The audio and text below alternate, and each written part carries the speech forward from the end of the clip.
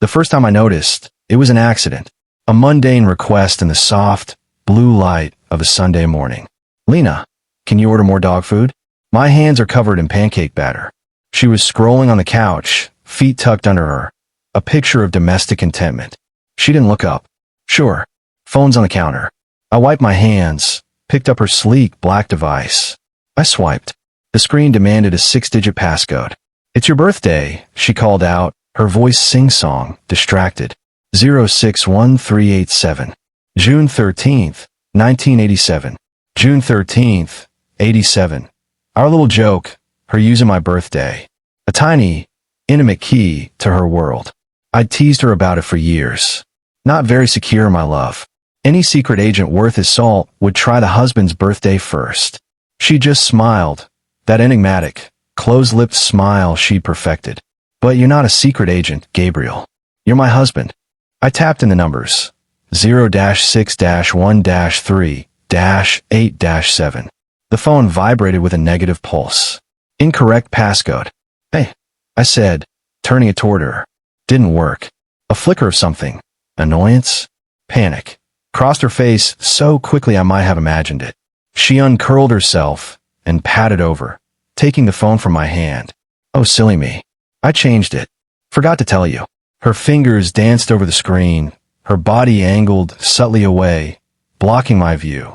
The phone unlocked. She opened the shopping app, handed it back. "There you go." I ordered the dog food. The moment passed, buried under syrup and comics, and the easy drift of a weekend. But a tiny splinter of unease had lodged itself beneath my skin. Why change it? And why the slight, defensive turn of her body? I'm a man who builds things for a living. Not with wood or steel, but with data. I'm a security architect. My entire professional existence is predicated on patterns, on deviations from norms, on the subtle tells that indicate a breach. I design digital fortresses. I look for the one brick out of place. Lena had moved a brick. A small one. In a wall I hadn't known needed guarding. I let it lie for a week. I watched. The writer in me, the part that had been subsumed by logic and code for a decade, stirred awake. This was a character note. A change in behavior. She was more protective of her phone. It was always face down. She took it with her to the bathroom. She stopped leaving it on the nightstand while she slept, tucking it under her pillow like a talisman. The casual, open access that had been a staple of our 12-year marriage was gone, replaced by a quiet, constant vigilance. The old code, my birthday, had been a symbol of trust. A silly, romantic gesture. Its revocation felt clinical. It felt like a security audit had failed my clearance. One evening, she was in the shower. The house was quiet save for the drum of water. Her phone, for once, was on the kitchen island, charging. The screen was dark. I looked at it. It was just a device. A collection of glass, metal, and silicon. But it had become the keep of her new, separate kingdom. I didn't touch it. A good security expert doesn't brute force the front gate. He looks for the pattern, the logic. Why would Lena change her code? From something sentimental to what? Something more secure? Unlikely. Her threat model hadn't changed. Something easier to remember? My birthday was the epitome of easy, unless the new code held a different significance. A significance she needed to remember every time she accessed her private world. I thought about dates. Her birthday. Our wedding anniversary. The day we met. The day we bought the house. All forwards. What if it wasn't forwards? In reverse. The thought came quietly, unbidden. A hacker's trick. People think they're being clever using a significant date backwards. It feels secure, secret, yet intimately tied to them. It's one of the first things you try in a forensic profile. Our anniversary. October 22nd, 2011. October 22nd, 11. I went to my study, opened a notepad app. I wrote out 1-0-2-2-1-1. I reversed it. 1-1-2-2-0-1. A 6-digit number. 112,201. It was elegant in its betrayal. It used the skeleton of our union, but inverted it. Hollowed it out. Our love, reflected in a mirror, became the key to her secrecy. I felt a cold certainty settle in my stomach. I didn't need to test it. Not yet. Knowing the potential key was one thing. Using it was an act of war. I wasn't ready for war. I needed intelligence first. The next day, I set up a small, discreet camera. Not in our bedroom, nothing so crass. I positioned it on a bookshelf in the living room, pointed at her favorite corner of the sofa. It was motion activated, linked to a private cloud folder. I wasn't looking for nudity or passion. I was looking for her posture, her expression, when she thought she was alone with that device. The body language of communion. The footage was illuminating. When she scrolled through Instagram or read the news, she was slouched, neutral. But when she was texting, and she was texting a lot, her body changed. She'd curl inward, a small, secret smile playing on her lips. She'd tuck her hair behind her ear, a gesture I remembered from our early days, when she was flirting with me. She'd type, pause, wait for a response, her whole being poised in anticipation. Then the smile would bloom again, private and radiant. It was the look of a woman in the early, thrilling stages of a connection. A look I hadn't seen directed at me in years. I noted the times. Late mornings when I was at work. Evenings when I was in my study. Afternoons when she ran errands. The digital surveillance needed a physical component. One Saturday, she announced she was going to the new artisanal market across town. They have those heirloom tomatoes you love. Be back in a couple hours. I nodded, kissing her cheek. Take your time. The moment her car turned the corner, I moved. I wasn't going to search her things. I was going to search my things. Our shared life, for a hidden partition. I started in the office, with the paperwork. Bank statements, credit card bills. Everything looked normal. Then I checked the digital statements on our shared computer. Scrolling through the joint credit card, I saw the usual. Groceries, gas, home goods. And then, a charge from 2 weeks prior. The Northwood Inn, a boutique hotel 30 miles away, in the opposite direction of the market. The amount was for a single night. $247.80. The date was a Wednesday. A day I had been at a cybersecurity conference in San Jose. I'd called her that night from my hotel room. She'd said she was watching a documentary. Sounded tired. I miss you, she'd said. The words, in retrospect, felt like a line reading. I cross-referenced. The same day, there was a smaller charge at the Northwood Inn for room service, $89.50. For two. A bottle of wine and the charcuterie board. My blood wasn't boiling. It was crystallizing, turning to icy slush in my veins. The evidence was mounting, but it was all circumstantial. The changed password, the secret of behavior, the hotel charge. A prosecutor would call a probable cause. A husband needed a confession. I had the code. 112201, the inverted anniversary. But walking into her phone was the point of no return. Once I crossed that threshold, our marriage would be a crime scene, and I would be the investigator contaminating it. I needed a pretext, a reason to legitimately need her phone, to force her to input the code in front of me, to see her reaction. The opportunity came from an unexpected source, her mother. Eleanor called on a Tuesday distraught. Lena's father, Arthur, had taken a bad fall at the retirement community. He was in the ER, getting stitches, confused. He keeps asking for Lena, Eleanor sobbed. I can't find the paperwork for his insurance supplement. Lena scanned it all to her phone last month. I need a picture of the card. Put Lena on, I said, my voice steady. I'll get it from her phone. Lena was in the garden.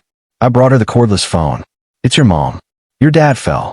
She needs the image of his insurance card from your phone. The color drained from Lena's face, genuine concern for her father overriding her secret protocols. Oh my God. Okay, here. She pulled her phone from her pocket, swiped, and began to input her code.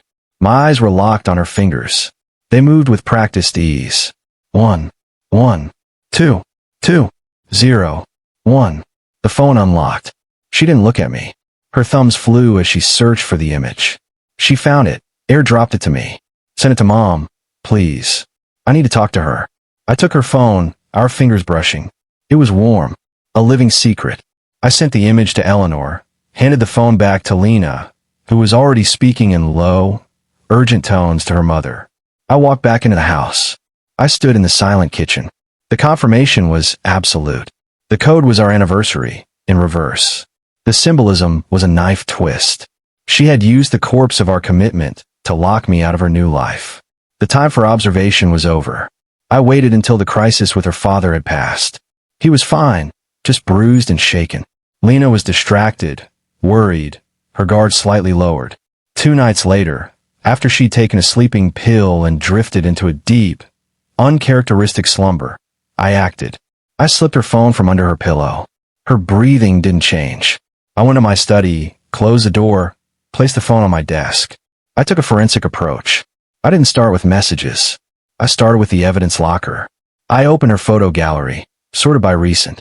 There were the usual pictures: a flower in the garden, the dog being silly, a screenshot of a recipe. Then, a cluster from 6 weeks ago. A selfie of her, glowing, hair slightly tousled, in a hotel bathroom. The Northwooden's distinctive artisan soap dispenser was visible in the corner. She was wearing a silk camisole I didn't recognize. The smile was unguarded, blazing with happiness. It was not meant for me. The next image was a photo of a man's hand resting on a rumpled white hotel sheet. A strong, masculine hand with a silver watch on a wrist. A watch I didn't recognize. Then a picture of a sunset from a window, the view unfamiliar. The metadata confirmed the location, the Northwood Inn. The date, the Wednesday of the conference. My heart was a cold, hard stone. I navigated to her messages. I found the thread.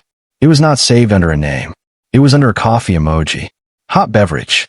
The history was months long. The early messages were friendly, bantering.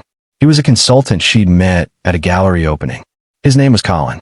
The tone shifted gradually, becoming more intimate, then flirtatious, then explicitly romantic. The planning began. The lies were detailed, creative. My conference was a godsend. Her mother's doctor's appointments were used as cover. The messages from the day of the hotel stay were graphic, filled with anticipation. I scrolled up to recent days. My eyes scanned, not wanting to absorb the words but needing the data. And then I saw it. A message from Colin, sent just yesterday. Thinking of you. Can't stop remembering the way you laughed. This is real, Lena. We need to talk about what's next. You can't live in 2 worlds forever. He's a good guy, but he's not your guy. Not anymore. 112201. It's time to leave that behind. The code. He knew it. He was referencing it. It wasn't just her private joke with herself. It was their shared symbol. The inverted anniversary was a totem of their rebellion. A daily ritual where she typed the ruins of her marriage to access her escape. I felt nauseous. The clinical detachment shattered. This wasn't a security breach. This was a demolition. They were in the planning stages. What's next? She was living in 2 worlds, and Colin was pressuring her to choose. And he was confident she would choose him. I did something that I'm not proud of. I didn't forward the evidence to myself.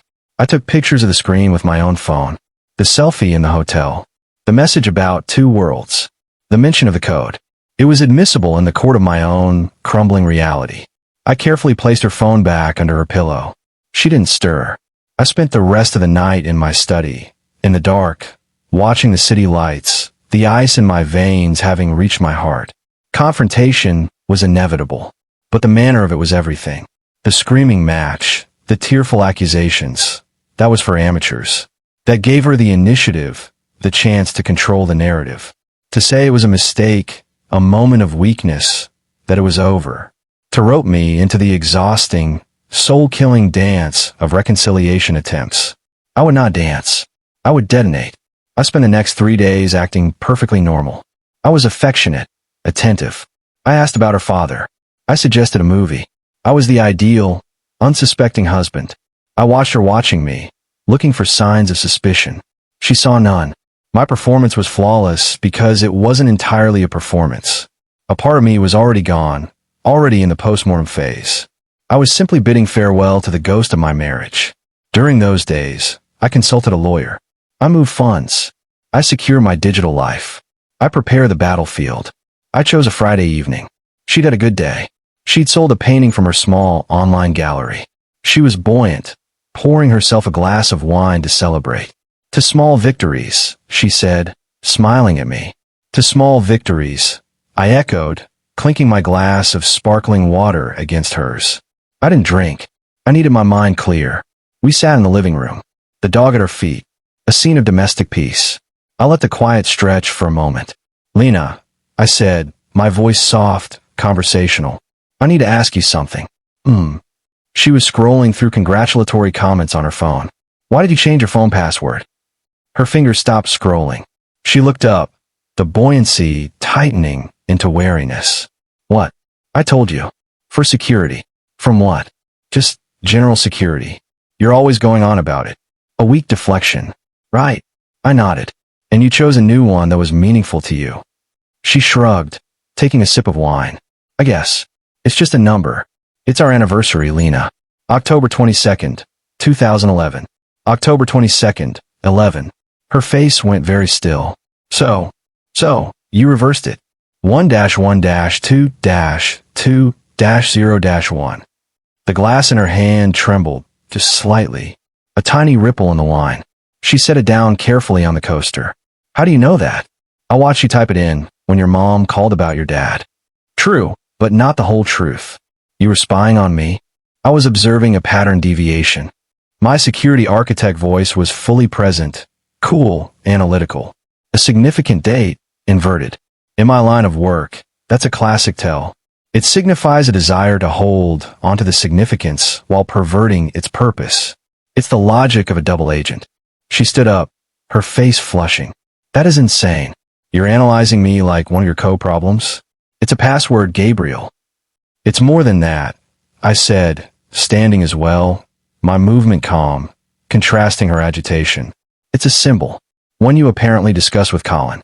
The name hung in the air like a struck gong. All the color drained from her face, leaving her stark white. Her mouth opened, but no sound came out. Colin, I repeated. The consultant. The one who thinks I'm a good guy, but not your guy anymore. The one who says you can't live in two worlds forever. The one you took the selfie for, in the silk camisole at the Northwood Inn. Each detail was a precise, surgical strike. I watched her defenses crumble in real time. Denial was impossible. The specificity was catastrophic. You went through my phone. It was a whisper, an accusation laced with terror. After you changed the locks, yes. You gave me the key, Lena. You just turned it upside down. I took a step closer. You used our anniversary. The day I promised my life to you. You took that, and you made it the secret handshake for your betrayal. That's not just a lie. That's a desecration. Tears began to stream down her face. But they weren't the tears of remorse I might have once hoped for. They were tears of shock, of being caught, of a meticulously constructed second world crashing down. It wasn't like that. It just happened. He listened. You're never present. You're always in your head with your codes and your firewalls. And there it was. The pivot. The attempt to make it my fault. My emotional unavailability.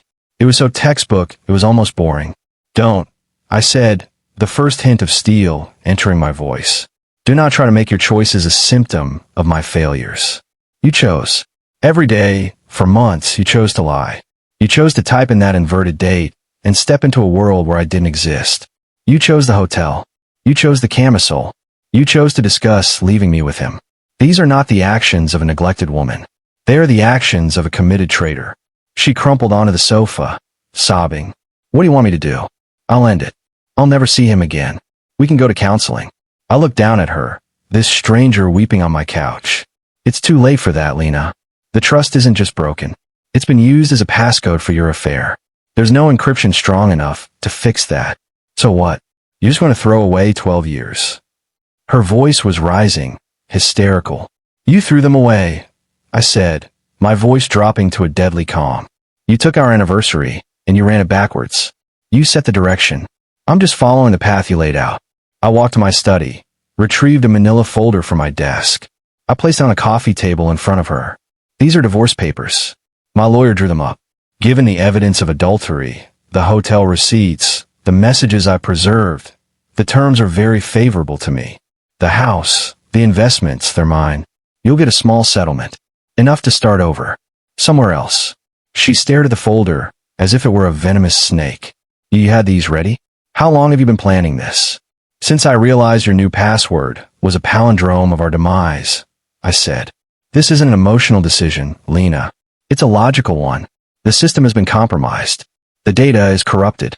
The only rational response is to isolate the breach and rebuild from a clean backup. I am isolating the breach. She was shaking her head, back and forth, back and forth. I don't accept this. I won't sign. You will, I said. Because if you don't, all of this, the selfie, the messages, Colin's lovely note about the two worlds becomes public record. Your parents will see it. Our friends will see it. The gallery that sells your paintings might find their clientele less inclined to buy the work of someone with such a dramatic, sordid personal life. Sign the papers, take the settlement, and you can tell everyone we grew apart. That was amicable. That Gabriel was a good guy, but just not your guy anymore. I threw Colin's words back at her, coated in ice. The fight left her then. She saw the trap. I had anticipated every move. Her lies had given me all the leverage. To fight would be to expose herself utterly. To accept was a quieter, but total, defeat. You're cruel, she breathed. No, I said, gathering my jacket from the back of a chair. I'm precise. There's a difference. I'll be at the Marquis Hotel for the next week. You have until then to pack your things and find a new place. The lawyer's number is in the folder. Sign the papers. Leave them on the desk. Do not contact me unless it's through her. I walked to the door. I didn't look back at the weeping figure on the sofa, at the home we'd made. I stepped out into the cool night air. The divorce was finalized with a stunning lack of drama. She signed. She moved to another city. Colin, I heard through a mutual acquaintance, did not leave his wife. The fantasy of two worlds collapsed when faced with the reality of one messy, exposed world. I sold the house. Too many echoes. I live in a modern apartment now. All clean lines and silent spaces. I have a new password policy. Long, random, alphanumeric strings generated by a machine. They have no meaning. They open nothing but locks. Sometimes, in the dead of night, I don't think of the betrayal itself or the other man. I think of those 6 digits. 1-1-2-2-0-1. I think of the mind that conceived it. The mind that could look at the most sacred date of our shared history and see not a milestone, but a combination lock for a secret room. The perfect, perverse logic of it still haunts me. She didn't just break my heart. She corrupted our lexicon. She took the language of our love and wrote a virus with it. And, in the end, the very code she chose to lock me out became the key that unlocked her own destruction. It was, I suppose, a kind of poetic justice. The ultimate system failure.